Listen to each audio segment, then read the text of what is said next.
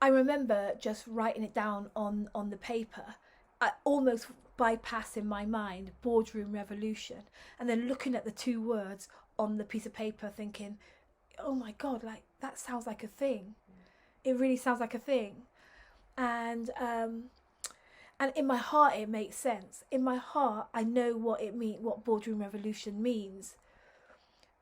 I see like there just need to be this like 180 shift in the way that boards, if boards are like the engine of organizations, and organizations are part of industries, and industries are part of the drivers of inequality, like even in the way that organizations recruit, the way that organizations treat people, the way that organizations give access to some and deny access to others, the way that organizations impact community or other industries or the world at large. I think if those things are true, then imagine if the boardroom, if the board, if what was happening in boards were were like had their mind made up that we were going to use the power of this collective of people to really close that gap on inequality, or to really end racism in our realm, or really stop the suffering of people, or do no harm. Like the other day I was thinking about the Hippocratic Oath that Hippocrates, I think back in I don't know how many centuries ago, said that every doctor needs to swear by Hippocrates or whatever, that they will do no harm, they will do no intentional harm to the people that they serve. Well, I thought about, what if we had a boardroom oath? What if that was a prerequisite, that boards had, yes, an obligation to make sure that the company was profitable, yes, to have an obligation to make sure that the bottom line was healthy, but also they had to take this oath that they will do no harm whilst being about that they will be not just do no harm, but they will do good, that they will become a force for good, that they will become a force for equity and love and compassion and fairness and inclusivity. Like what if that were on the driving at the driving edge of what happens in boardrooms? Like that excites me. And I think that that's what I mean when I say boardroom revolution. I'm talking about boards waking up to the power that they have to steer how we go forward in this post-pandemic recovery period. Like there really is opportunity. There really is opportunity to change our world and to end some of this crying and this suffering and this dying that is happening among us in certain fractions of our society. I think the boardroom is an underestimated player in world change. Wow. I really do. I really do.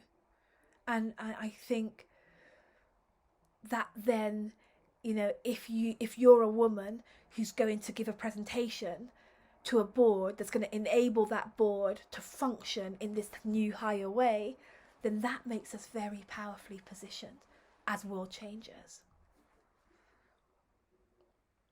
And the other thing that I really need to talk about right now is this oxymoron, because I've had women say to me, I just don't want to ache like this at work. I don't want work to be this painful. I want to get out of the conflict, or I want to get out of the pain, or I just want to get out of my head and just be able to be more impressive or whatever. And that's enough. Like that's what I want. I want that. But I say that shouldn't be the end, the destination. That should be the means. That should be, you want to get out of your head and out of pain so that we can begin to do the real work of changing our world. Like I want us to be more ambitious. I want us to be more ambitious. And at the moment, what I see is that we don't really believe that we can change the world for real in these lofty ways. Like, what? Is it even possible to not have racism? Like, is it even possible for there to not be inequality? Is it even possible? Like, I know it says that that's what we're working towards in our mission statement, but no one's really believing that it's possible, is it? But I say it's time for us to believe. I say that's what the boardroom revolution is about. Like, what about if it was a belief revolution?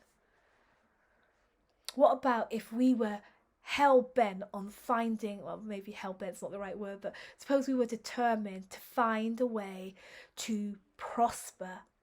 I'm not trying to tear down capitalism, but what if we were trying to find a capitalist function that isn't also at the same time oppressive? What if we could profit wildly and have a harmonious, fair, level playing field? I think that's what we should be asking. Yeah, big questions, and that's what I think the boardroom revolution is about. I want us to be more ambitious about profit and the greater good happening simultaneously. Believing that it's not either or. Yeah. That there is a way to have both. Yeah. But the revolution is about finding or creating that way. Yeah. Yeah. That no longer should we sweep things under the carpet or turn a blind eye to profitable efforts that we know are damaging or exclusive or excluding or unjust.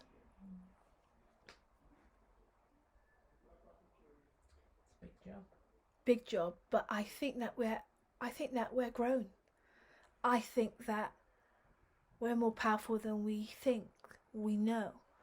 And I've got this belief that when we as human beings decide that we want something or that we're going to make something happen, then I don't think it's long before it starts to happen.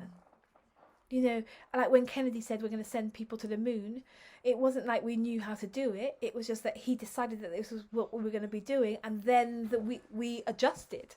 We made things happen. So the revolution is deciding to make this happen. Yeah. And then making it happen. Yeah. Yeah. That boards are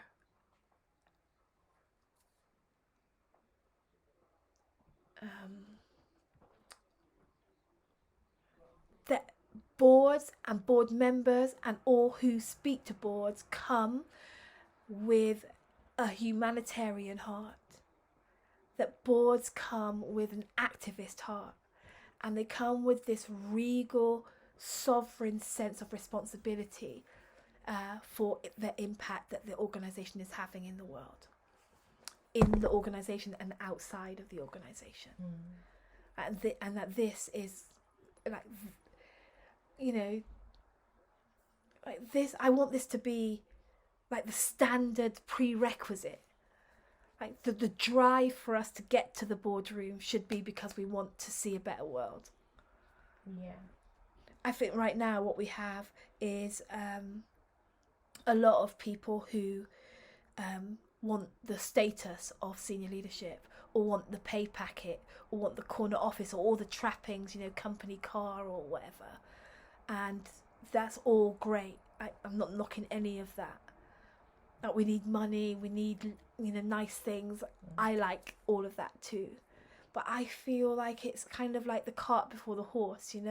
We need to get the horse back in front of the cart, and the horse is the power to create and sustain a harmonious world, one where everyone gets to access, have equal access to health and wealth and making their best, most dignified contribution.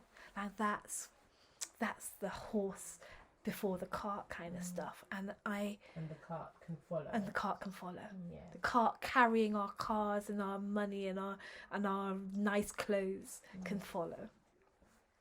Yeah. I think it's I can't remember what I was listening to, but It's not recording. It didn't record or anything.